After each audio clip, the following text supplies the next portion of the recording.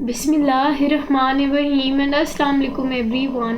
कैसे हैं आप सब? खुश हैं? अल्लाह पाक आपको खुश रखे, आबाद रखे, ऐसे हंसता मुस्कुराता रखे। My name is Rifa Jahan. Welcome back to my YouTube channel learning with Rifa Jahan. So before we start our today's topic, आप सबसे गुजारिश है कि जिन्होंने अभी तक मेरे चैनल को सब्सक्राइब नहीं किया तो जल्दी से जाओ चैनल को सब्सक्राइब करें और हाँ, बेल आइकन को प्रेस करना ना भूलिएगा, जिससे ये होगा कि इस चैनल से रिलेटेड जितनी भी न्यू अपडेट्स होंगी वो बर वक्त आप तक पहुँच जाएंगी।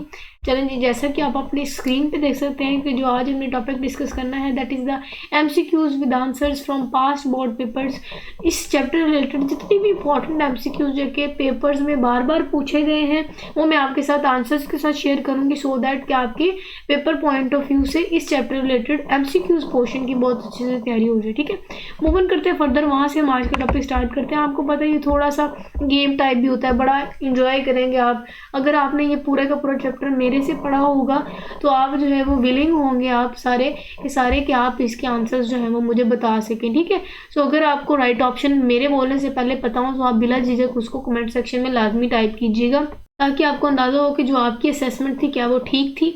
ठीक है, क्या आपके आंसर्स मेरे आंसर्स के साथ मैच हो रहे थे? तो अगर मैच हो गए तो एक अजीब सी खुशी होती है। जैसे हम मैथ में नहीं पेपर कर रहे होते हैं, हम क्वेश्चन कर रहे होते हैं और हम जब लास्ट पे देखते हैं कि हमारे आंसर सही आया तो कितनी खुशी होती है। तो वो खुशी जो है मैं आपको आज फील करवाऊंगी। ठीक है, चलिए जी, बातें बहुत होगी, हम लेक्चर वीडियो बहुत लेंथी हो जाएगी क्योंकि काफ़ी सारे MCQs जो हैं वो इस चैप्टर रिलेटेड इंपॉर्टेंट है। जल्दी जल्दी से जो है वो इस पूरे चैप्टर को रिवाइज भी करेंगे इन MCQs की शक्ल में, और आपके साथ जो है वो इस चैप्टर रिलेटेड MCQs के नोट्स भी मिल जाएंगे, आपकी तैयारी भी अच्छी हो जाएगी। चलें जी, पहले स्टेटमेंट देखते हैं। कहते हैं कि the number of chloroplast in each mesophyll cell is about. अगर मेसोफिल सेल की बात करें, आपको पता है कि मेसोफिल सेल में क्लोरोप्लास्ट मौजूद होते हैं और कितने नंबर में, कहते हैं एक मेसोफिल सेल में कितने क्लोरोप्लास्ट होते हैं। अगर आपको ऑप्शन सी सही लग रहा है तो बिल्कुल ठीक है, क्योंकि 20 से लेके 100 तक जो है वो क्लोरोप्लास्ट का नंबर देखा जाता है एक मेसोफिल सेल में। उसके बाद कहते हैं कि quantitative study of energy relationship and biological system is called. अब आप अगर ध्यान से देखें, एनर्जी रिलेशनशिप का वर्ड लिखा हुआ है और ये चैप्टर का जो नाम है वो चैप्टर का नाम ही हमने कहा था कि उसमें भी हम बेसिकली एनर्जी रिलेशनशिप देखेंगे। एक एनर्जी का दूसरी एनर्जी के साथ क्या ताल्लुक है और एक एनर्जी दूसरी एनर्जी में कैसे ट्रांसफॉर्मेट होती है, कैसे ट्रांसफॉर्मेशन देखी जाती है। तमाम की तमाम जो है वो हमने एनर्जी रिलेशनशिप जो है वो बायो एनर्जेटिक्स में डिस्कस किया था।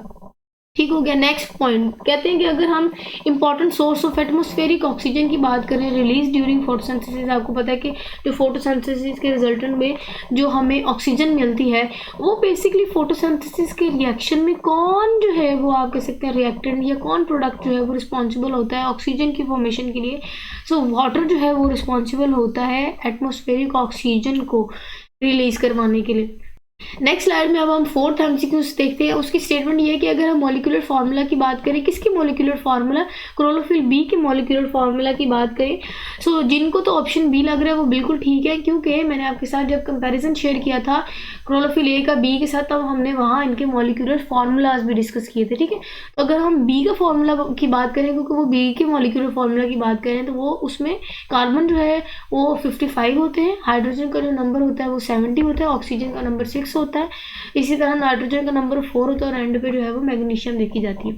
अच्छा जी, नेक्स्ट वो कहते हैं कि अब हमने इसी चैप्टर में स्टार्ट में ना फोटोसिंथेटिक पिगमेंट्स या एसेसरी पिगमेंट्स में हमने उनके पिगमेंट्स की बात की थी। कहते हैं अगर हम कलर की बात की थी, ठीक है, एसेसरी पिगमेंट्स में अगर हम एसेसरी फोटोसिंथेटिक पिगमेंट में स्पेसिफिकली अगर हम ज़ेंथोफिल की बात करें तो उसका कलर कौन सा होता है, जिनको तो येलो लग रहा है वो बिल्कुल ठीक है, क्योंकि येलो इन कलर होते हैं ज़ेंथोफिल्स। ठीक है, अब नेक्स्ट कहते हैं कि अगर हम स्ट्रोमा की बात करें तो कितने परसेंट जो स्ट्रोमा है वो लीफ सरफेस को कवर करते हैं, जिनको तो 1% से लेके 2% लग रहा है वो बिल्कुल ठीक है, क्योंकि अगर हम लीफ सरफेस की बात करें, लीफ सरफेस में टोटल लीफ में से आप कह सकते हैं 1 और 2 पोर्शन जो है वो परसेंटेज 1 से 2% जो है वो लीफ की कवर की जाती है स्टोमा की मदद से। ठीक है, नेक्स्ट स्टेटमेंट नंबर 7 कहते हैं कि द फर्स्ट एक्शन स्पेक्ट्रम जो है वो ऑब्टेन किया था बाय, किसने हमें फर्स्ट जो है वो एक्शन स्पेक्ट्रम प्रपोज किया था, जिनको तो पहला लग रहा है ऑप्शन ए वो बिल्कुल ठीक है, TW एंगलमैन जो था ये वो साइंटिस्ट था जिसने हमें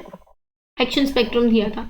अच्छा जी, उसके बाद नेक्स्ट कहते हैं कि जो कार्बन डाइऑक्साइड है एंटर करते हैं जब लीफ में तो वो किसके थ्रू एंटर करती है। ठीक है, आप पता है कि मेरा थोड़ा गला डिस्टर्ब है, आप देखें बोलती गई ना तो अब गला जो है वो साथ छोड़ रहा है मेरा, लेकिन मैंने भी इसका तरला ही करना है कि भाई काम कर लो।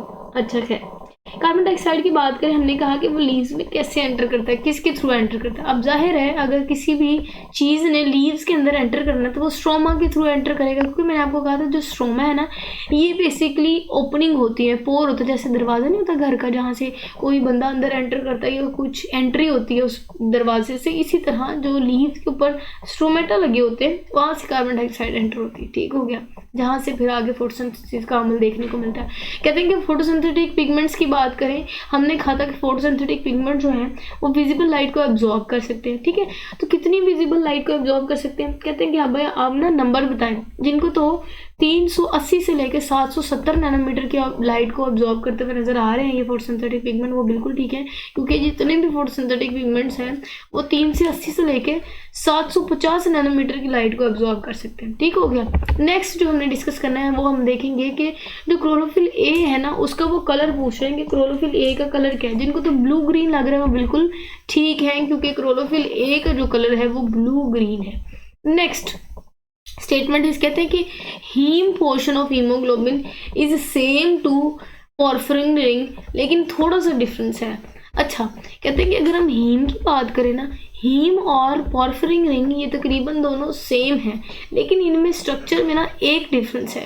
वो ये डिफरेंस है कि अगर हम हीम की बात करें, उनमें हीमोग्लोबिन के जो हीम की बात करें उसमें एक चीज़ डिफरेंट है। वो क्या डिफरेंट है वो हम देखते हैं। ऑप्शंस देख लें, जिनको तो लग रहा है आयरन एटम वो बिल्कुल ठीक है, क्योंकि अगर हम पॉर्फिरिन रिंग की बात करें, पॉर्फिरिन रिंग के सेंटर में हमने देखा था कि मैग्नीशियम आयन था या मैग्नीशियम एटम था।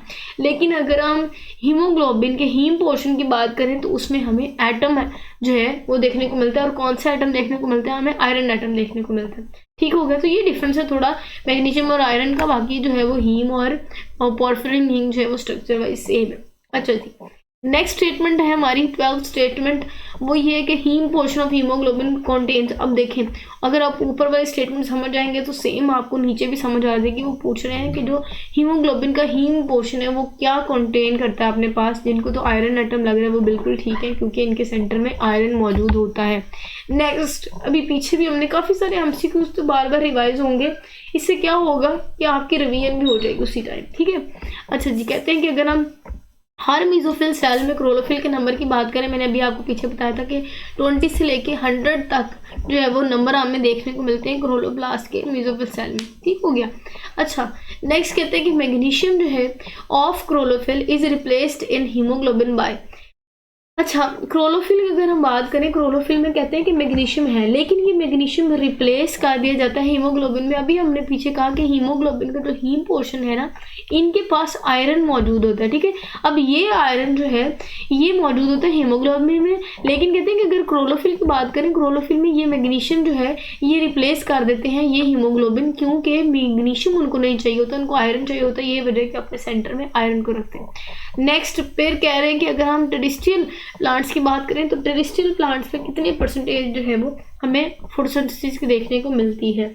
हाँ जी, अगर तो आपको 15% लग रहा है बिल्कुल गलत है, 10 भी गलत है, 22 वाले भी गलत हैं। जिनको तो 20% लग रहा है वो बिल्कुल ठीक है, क्योंकि टेरेस्ट्रियल प्लांट जो ज़मीन पे लगे हुए आपको पता है कि प्लांट्स होते हैं, उनमें अगर हम परसेंटेज की बात करें, फोटोसिंथेटिक परसेंटेज की बात करें तो 20% जो है वो फोटोसिंथेसिस कर रहे होते हैं। अब नेक्स्ट फिर वही कि क्लोरोप्लास्ट में जो मीजोफिल सेल होते हैं उनमें कितने, नेक्स्ट फिर वही बात करें कि अगर हम क्लोरोप्लास्ट की बात करें तो एक मेसोफिल सेल में कितने क्लोरोप्लास्ट होंगे। अभी हमने कहा 20 से 100 तक जो है वो नंबर हमें देखने को मिलता है। नेक्स्ट कह रहे हैं 17 स्टेटमेंट, कहते हैं कि which wavelength of light is least absorb by chlorophyll. किस कलर की लाइट को बहुत कम एब्जॉर्ब करती है ये क्लोरोफिल। आपको पता है कि जो प्लांट्स है ना वो सनलाइट को एब्जॉर्ब कर रहे होते हैं, इसका मतलब उनके पास मौजूद काफ़ी सारे फोटोसिंथेटिक पिगमेंट्स जो हैं वो रिस्पॉन्सिबल होते हैं लाइट की एब्जॉर्प्शन के लिए। अब हमने डिफरेंट कलर्स की वेवलेंथ को डिस्कस किया था, अब वो ये पूछ रहे हैं कि कौन सी वेवलेंथ की जो लाइट है वो कम एब्जॉर्ब की जाती है बाय क्लोरोफिल। जिनको तो येलो लग रहा है वो बिल्कुल ठीक है, क्योंकि जो येलो लाइट है जिसको हमने कहा था कि ज़ैंथोफिल, जो कि आपको पता है कि फोटोसिंथेटिक पिगमेंट है या एसेसरी पिगमेंट जिसको बोल सकते हैं, वो होता है येलो कलर का, वो लीस्ट आप कह सकते हैं एब्जॉर्ब किया जाता है बाय क्लोरोफिल।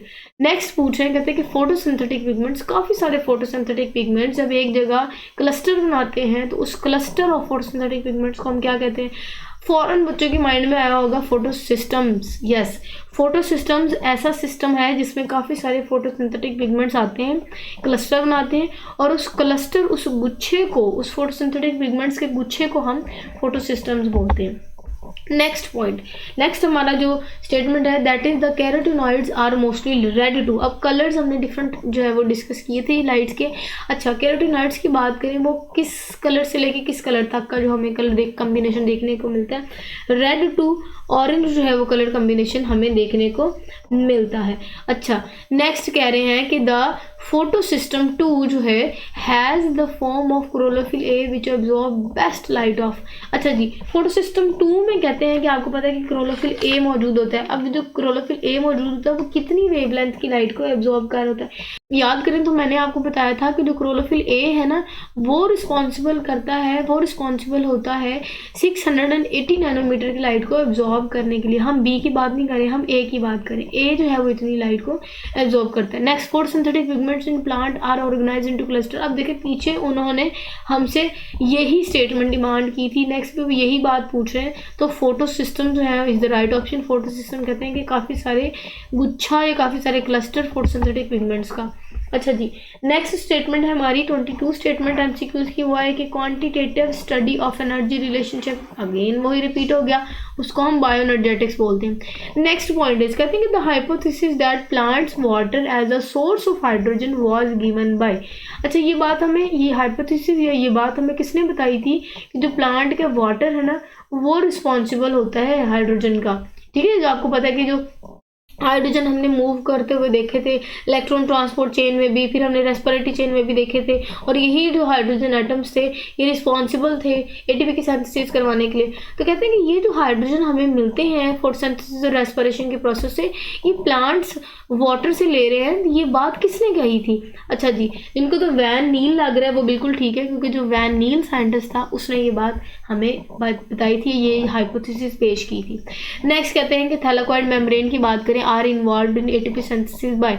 आपको पता है कि जो थैलाकोइड मेम्ब्रेन है ना, वहाँ हमने कहा था कि काफ़ी सारे स्ट्रक्चर एम्बेडेड हैं जो कि रिस्पॉन्सिबल होते हैं एटीपी की सिंथेसिस करवाने के लिए। अच्छा, एटीपी की सिंथेसिस तो करवाते हैं थैलाकोइड मेम्ब्रेन में, बट किसकी प्रोसेस है? जिनको तो ग्लाइकोलाइसिस लग रहा है वो बिल्कुल ठीक है। Next statement, energy poor inorganic oxidise compound are reduce to energy rich. जब energy poor compound energy rich compound में कन्वर्ट होता है तो क्या हमें रिजल्टेंट में चीज़ देखने को मिलती है?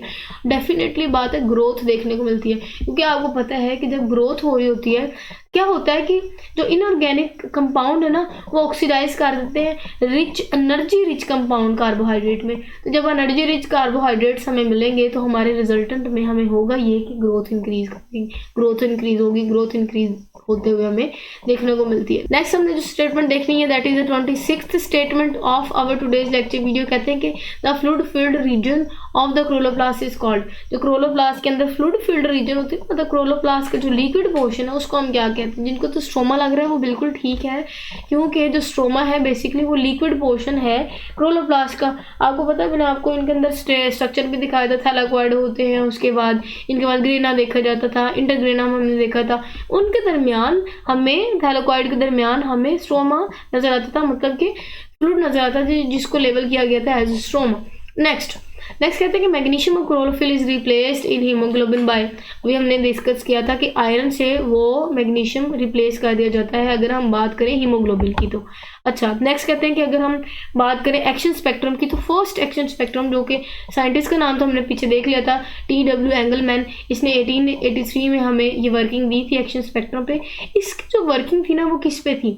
अच्छा जी, जिनको तो फौरन समझ आ गई स्पायरोगिरा, वो बिल्कुल ठीक है, क्योंकि स्पायरोगिरा की बात करें ये एलजी है, इस एलजी पे इसने अपनी वर्किंग परफॉर्म करके हमें एक्शन स्पेक्ट्रम का जो मैकेनिज्म था वो दिया था। तो फर्स्ट मैकेनिज्म जो है एक्शन स्पेक्ट्रम का वो TW एंगलमैन ने 1833 में 1883 में स्पायरोगिरा पे वर्क करते हुए दिया था। उसके बाद क्लोरोफिल इज इनसोल्यूबल।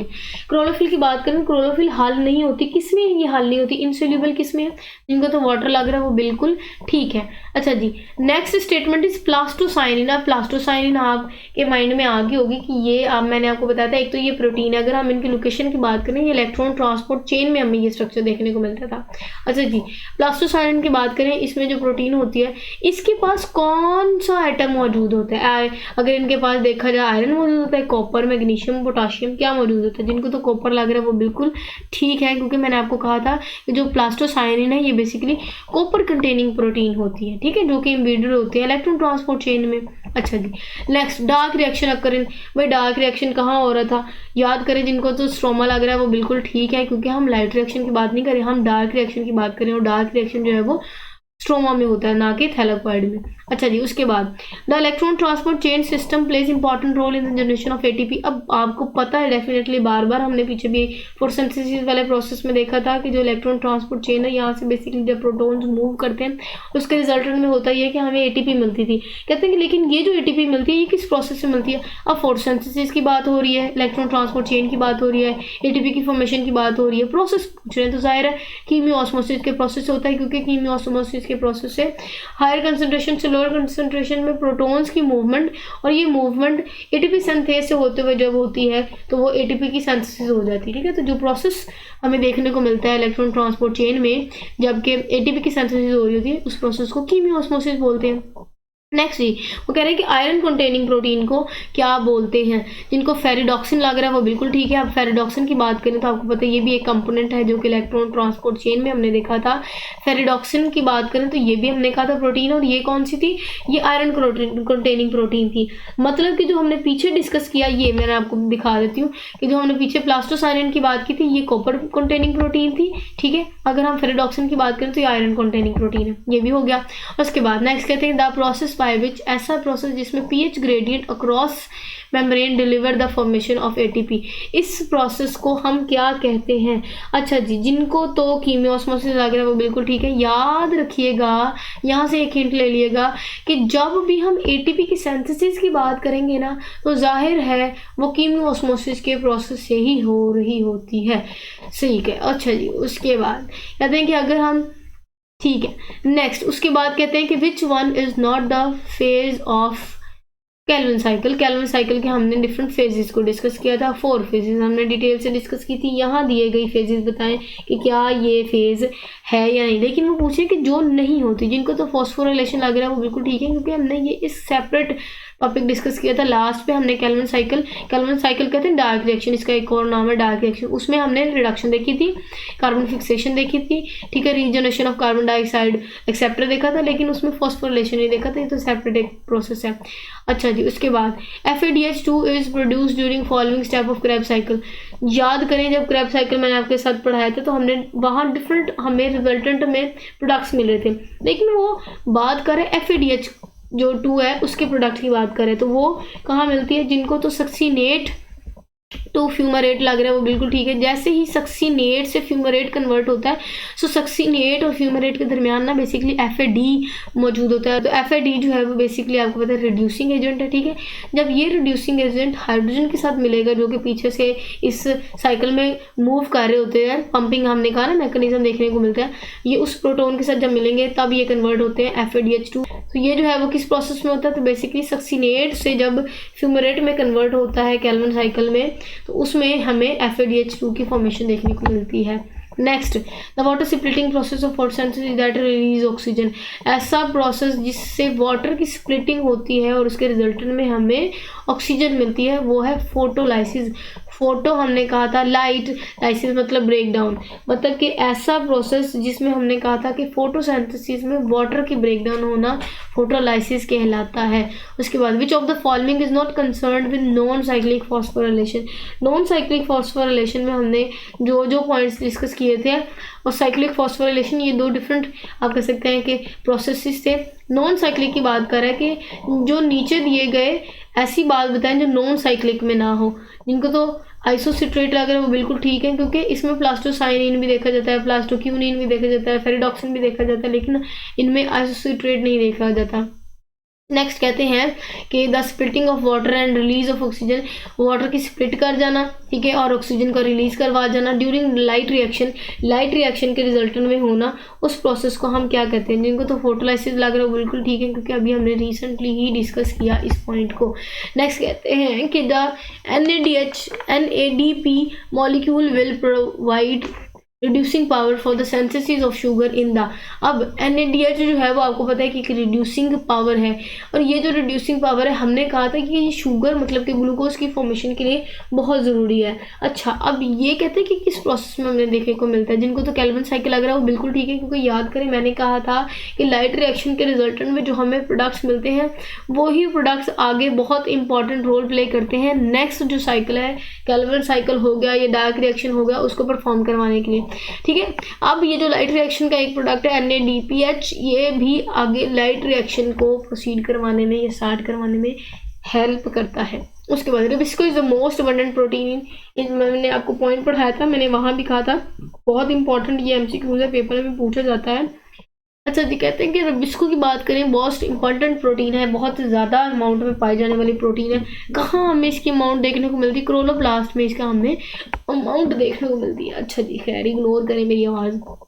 अच्छा, रिबिस्को की बात करें तो रिबिस्को क्या कहते हैं कि अगर हम रिबिस्को की बात करें ना, तो रिबिस्को जो है वो बेसिकली एक एंजाइम है। हमने कहा था कि रिबिस्को जो है वो एंजाइम है। अच्छा जी, next the most abundant protein on the earth, earth पे मोस्ट अबंडेंट प्रोटीन क्या है? रिबिस्को। मैंने आपको कहा था कि रिबिस्को जो है वो ना सिर्फ क्लोरोप्लास्ट में मोस्ट अबंडेंट प्रोटीन है, उसके साथ साथ पूरी दुनिया में भी जो रिबिस्को है वो मोस्ट अबंडेंट या बहुत ज़्यादा अमाउंट में पाई जाने वाली प्रोटीन है।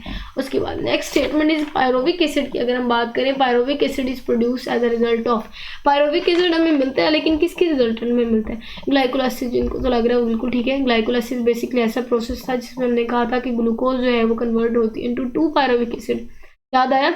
यहाँ से आप समझ कि जो ग्लाइकोलाइसिस है उसके प्रोसेस में हमें पायरोविक एसिड मिलता है। ठीक है, उसके रिजल्ट में हमें पायरोविक एसिड मिलता है। उसके बाद ferredoxin is a protein that contain, बीच हमने बात की पेरिडॉक्सिन एक प्रोटीन है जो कि आयरन कंटेनिंग प्रोटीन है। Next final product of glycolysis, glycolysis का फाइनल प्रोडक्ट क्या है? पायरुवेट। जिनको लग रहा है बिल्कुल ठीक है, कंफ्यूज नहीं होना। मैंने आपको कहा था कि ग्लाइकोलाइसिस के रिजल्टेंट में 2 पायरुवेट या 2 पायरुविक एसिड के मॉलिक्यूल मिलता है, बात तो एक ही है। ठीक है, next and product of anaerobic respiration in yeast, yeast के एंड प्रोडक्ट में हमने बहुत ही डिटेल में रिएक्शन के साथ मैंने आपके साथ एनारोबिक रेस्पिरेशन यीस्ट में दिखाई थी। तो कहते हैं कि जब यीस्ट में एनारोबिक रेस्पिरेशन होती है तो उसके रिजल्टेंट में हमें क्या एंड प्रोडक्ट मिलता है? जिनको तो एथेनाइल, अल्कोहल और कार्बन डाइऑक्साइड लग रहा है वो बिल्कुल ठीक है। एक तो हमें अल्कोहल मिलती है, उसके साथ ही साथ हमें कार्बन डाइऑक्साइड मिलती है। अच्छा जी, नेक्स्ट कहते हैं कि breaking of terminal phosphate of ATP release energy of about, याद करें मैंने कहा कि जब ATP का लास्ट, ATP का मतलब होता है एडिनोसिन ट्राइफॉस्फेट, इसका मतलब एडिनोसिन के साथ 3 फॉस्फेट के मॉलिक्यूल अटैच है।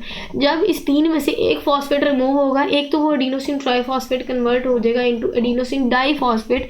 कहते हैं कि जब एक फॉस्फेट रिलीज होगा तो कितनी एनर्जी जो है वो प्रोड्यूस होती है? जिनको तो 7.3 किलो कैलोरी लग रहा है तो बिल्कुल ठीक है, क्योंकि 7.3 किलो कैलोरीज की जो एनर्जी है वो हमें मिलती है जब एक ATP कन्वर्ट होता है इनटू ADP, क्योंकि जब 3 फॉस्फेट्स में से एक फॉस्फेट रिमूव करेगा तो वो अपने साथ एनर्जी को भी प्रोड्यूस करवाएगा।